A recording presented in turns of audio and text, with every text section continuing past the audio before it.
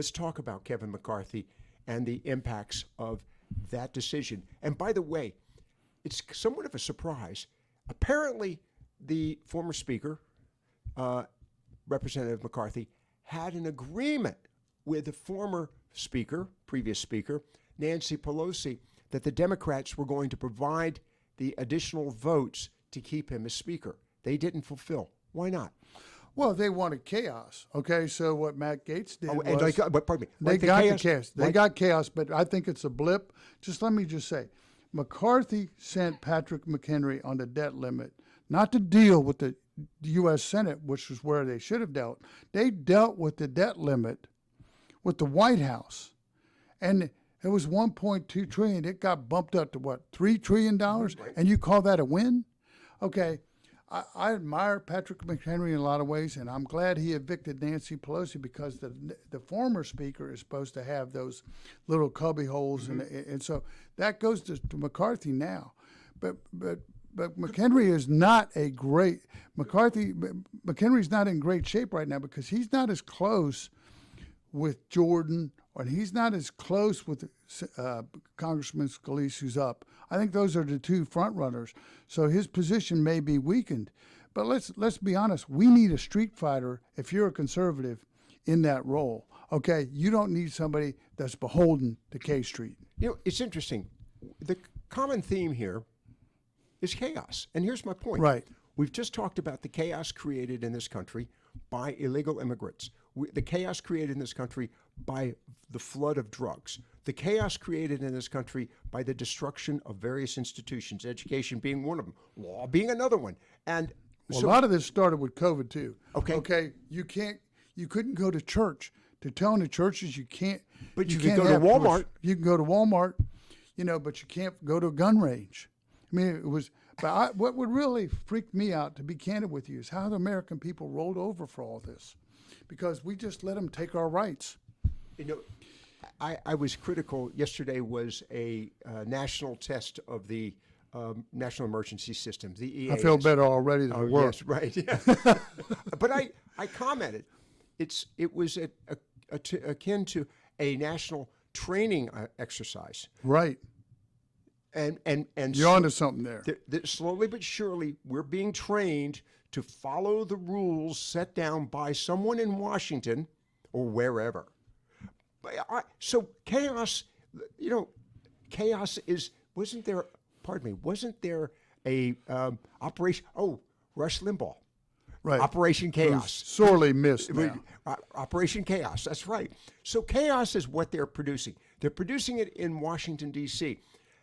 What is the purpose of doing that, in light of the fact that the president now has announced he's going to build a wall, well, questionable, and he's being forced into it by former President Trump, okay? So what again is the benefit to the Democrat Party for what they did with Kevin McCarthy? They set him up for a fall. Well, that's true, but let me tell you, my good friend Newt Gingrich thinks that the 8 that went against McCarthy should be expelled. I know. I would propose or say to you, consider this. I think 40 years ago, Newt would have been with him. But he's very close to McCarthy, and he had his ear. I don't think he'll have Scalise's ear as much. And Newt was trying to really help him. But we don't have regular order up there. They give these guys an omnibus bill. They have all the budget stuff in it. They don't have time to read it, and they say pass it. And that's how you get all this BS in these bills. And we're taking in $5 trillion in taxes, and we're spending $7 trillion. How's that working out for the American people? Okay. You bring up the issue now, the American people. We're going to get to that in a moment. What next now with the speaker's race? Because the two front runners, Steve Scalise, Congressman Scalise, and Jim Jordan, and you have Congressman Tom Cole, and you have Congressman Emmer. They're gonna meet Wednesday. You're gonna have some sort they'll all make their presentations. I don't think you'll have a speaker probably to the end of the week. If I were to bet, I bet it's going to be Scalise. Really? Yeah, because it's hard to go against the guy. He's a conservative. I mean, remember, he was shot, almost died by a Bernie brother, a leftist radical, okay? Jordan would be, in my mind, the best guy. He's a street fighter. I just don't know if he can pull it all together because the moderates may not go from New York and California for him. But Jim Jordan has the street, I will use the word street credentials, the street creds. He's a street fighter. He's a street fighter. And he's very close to Donald Trump. And we talked about the issue. You know, you say he's close to Donald. There's never been this sense that he's cloying.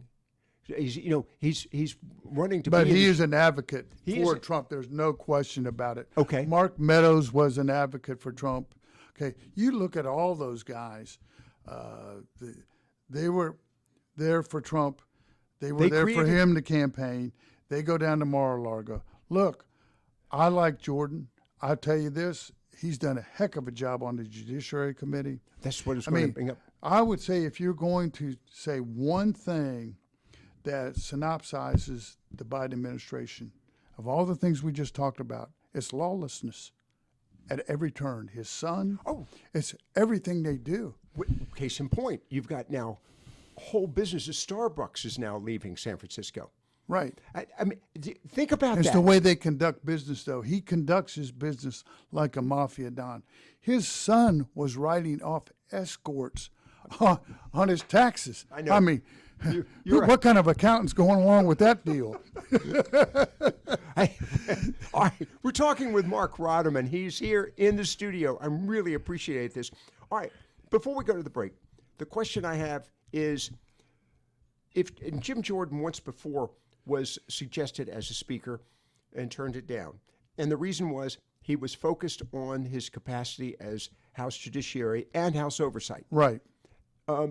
So he has expressed willingness to be. Oh, he's trying to pull it together now. What's happening right now is calls. Jordan's calling all the members. Scalise is calling all the members. Everybody is talking, and they're picking sides, is what they're doing, and they're all pressuring each other to vote for A, B, C, or whoever it is. Scalise has the advantage on the first vote. If he doesn't get the first vote for speakership, it's anybody's ball game. Why does he have this, in your opinion, he has the... Well, I've talked to a lot of people up there, and I've talked to people at Newsmax, and people have been covering the Hill for decades, okay? One of my friends, John Gizzi with Newsmax, excellent column he writes. And he knows all those players, okay? And he thinks Scalise is his, but he doesn't have the numbers yet, but he's the favorite going into the first vote. But once you open that up, it's anybody's ball game.